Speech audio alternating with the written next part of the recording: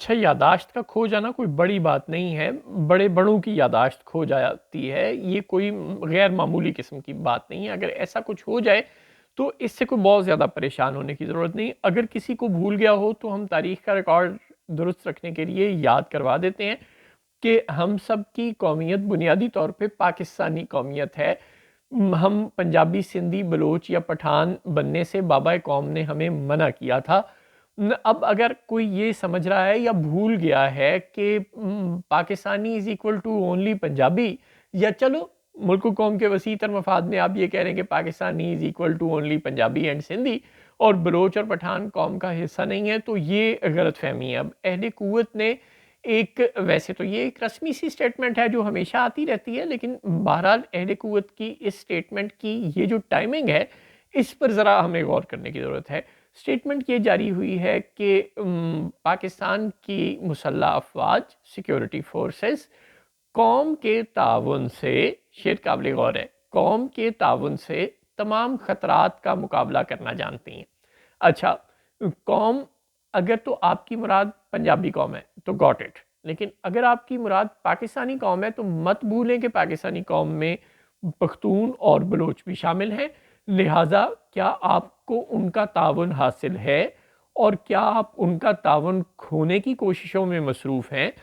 کیا صرف سرفراز بگٹی بلوچ قوم ہے؟ ایسا نہیں ہے۔ کیا اریمین گنڈاپور اور اس کے ساتھی، کیا بیرسٹر گوہر اور اس کے ساتھی، کیا شیر افضل مروت اور اس کے ساتھی، کیا اسد کیسر اور اس کے ساتھی، کیا عمر ایوب اور اس کے ساتھی، کیا یہ سب کے سب لوگ پٹھان قوم سے تعلق نہیں رکھتے؟ کیا وہ ریڑی بان، کیا وہ مزدور، وہ دہاڑی دار جو 956 بقول آئی جی اسلام آباد کے انہوں نے گرفتار کیے ہیں، وہ سب کے سب پختون قوم سے تعلق نہیں رکھتے؟ کیا وہ ہزاروں کی تعداد میں لاپتہ افراد اور وہ بلوچ یکجہتی کمیٹی کے لوگ اور ڈاکٹر مارنگ بلوچ اور سمیع الدین بلوچ اور یہ سب لوگ پختون قومیت سے تعلق نہیں رکھتے، بلوچ قوم سے تعلق نہیں رکھتے، اور کیا یہ سب بھی آئیڈیلی پاکستان میں شامل نہیں ہیں؟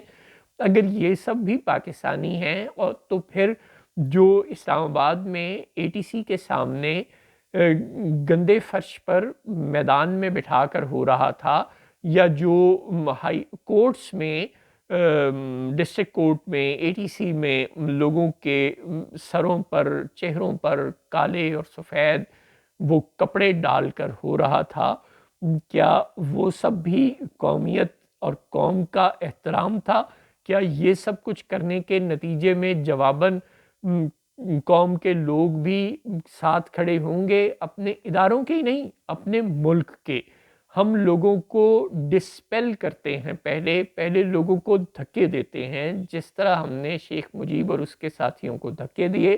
آپ کو بار بار یاد دلا رہے ہیں کہ شیخ مجیب 1964 میں مادر ملت محترمہ فاطمہ جناح، جو کہ بابا قوم کی بہن تھیں، اگر آپ بھول گئے ہیں تو آپ کو یاد دلا دیں، وہی مائی بردر والی، جی ہاں، اس فاطمہ جناح کا پولنگ ایجنٹ تھا۔ تو 6 سال میں ایسا کیا ہو گیا کہ اس شیخ مجیب نے 6 سال میں پاکستان سے الگ ہو کر ایک الگ ملک بنا دیا تھا؟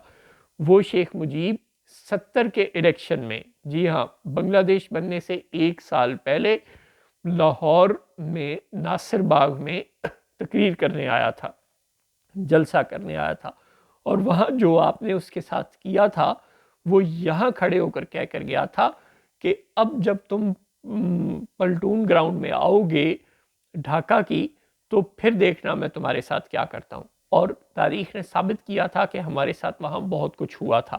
اس لیے برائے مہربانی، اگر آپ کو واقعی یہ یقین ہے کہ پاکستان کے تمام ادارے صرف اپنی قوم کے تعاون سے ہی سب کچھ کر سکتے ہیں، تو پھر اس کو عملاً بھی ثابت کریں۔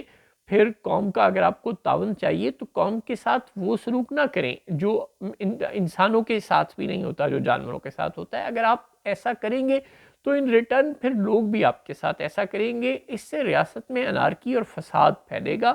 پہلے آپ فتنے کو ہوا دیتے ہیں، پھر آپ فتنوں کے خلاف آپریشن لانچ کرتے ہیں، پھر اس آپریشن میں کولیٹرل ڈیمیج ہوتا ہے، پھر ان آپریشنوں کے نتیجے میں جو بچے اپنے ماں باپ سے، اپنے اہل خاندان سے محروم ہوتے ہیں، وہ دوبارہ بندوق اٹھاتے ہیں، پھر آپ ان کے خلاف آپریشن تو یہ ایک ویشیس سائیکل بن چکا ہے بہت ضیاء الحق کے زمانے سے لے کر، بلکہ ایوب خان کے زمانے سے لے کر اب تک یہی مسلسل چکر جاری ہے۔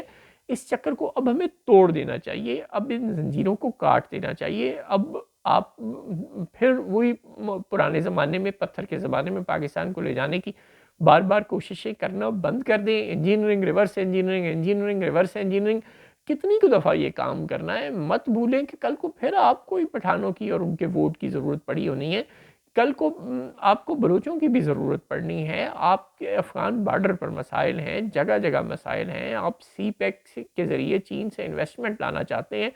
کیا کوئی انویسٹمنٹ پاکستان میں کامیاب ہو سکتی ہے بلوچوں کی اور بلوچستان کی مدد کے بغیر؟ ظاہر ہے نہیں ہو سکتی۔ کیا آپ اسلام آباد کے سر پر موجود پٹھانوں کے ساتھ اور پشاور کے ساتھ بھی وہی سلوک کر سکتے ہیں جو آپ نے ڈھاکہ کے ساتھ کیا تھا اور اس کے باوجود آپ سروائیو کر سکے تھے؟ جو جغرافیے کا ایج آپ کو بنگلہ دیش کے ہندوستان کے اس پار واقع ہونے کی وجہ سے حاصل تھا، وہ آپ کو یہاں حاصل نہیں ہے۔ مت بھولیں کہ آپ خود دارالحکومت کو کراچی سے اٹھا کر اسلام آباد لائے تھے نا۔ تو اب اگر آپ پٹھانوں سے لڑیں گے تو کیا اسلام آباد اور راولپنڈی میں آپ اس طرح سروائیو کر سکیں گے، یا دوبارہ دارالحکومت کو کراچی لے جائیں گے یا لاہور لے جائیں گے؟ ایسا نہیں ہو سکتا۔ اس لیے try to be more practical. تھوڑے سے انا کو اگر آپ کی ٹھیس پہنچ بھی جائے اور پاکستان سروائیو کر جائے تو اس میں کوئی برائی نہیں ہے۔